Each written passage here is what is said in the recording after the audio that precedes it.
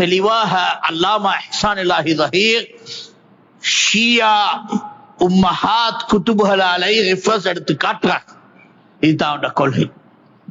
உம்மத் இஸ்லாமி பெரிய முஸ்லிம் உம்மத்தை எதிர்பார்க்கிற குர்ஆனை நம்பாத கூட்டம், ரசூலுடைய ஹதீஸலை அபூ ஹுரைரா அஃபாண்டம் போடுற கூட்டம், சஹாபாக்களை திட்டுற கூட்டம், யூதருடைய ரிவாயத்தை சஹாபாக்கும் பார்க்க முக்கியத்துவம் கொடுத்த தூசியின் ரிவாயத், அவங்களோட இமாம் தூசி முதலாக இஸ்லாமிய வரலாறுகளை யூத ராவிகள் சஹாபாக சிறப்பான அந்த ரிவாயத்திலே முக்கியத்துவம் கொடுத்து அபாண்டமான அவதூறத்திலேயும் ரிவாயத் என்ற பேர்ல ஹதீஸ் ஆக்கிறார்.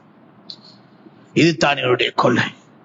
ஒரு குர்ஆனும் இல்லை, ஒரு ஹதீஸும் இல்லை, சஹாபாக்களும் இல்லை, 12 இமாம்கள் மட்டும் தான். அதில் 11 தான். இந்த இமாமுடைய திருப்தி ஆடுறது தான் அவனுடைய மார்க்கம். அவன் சொல்றது தான் மார்க்கம்.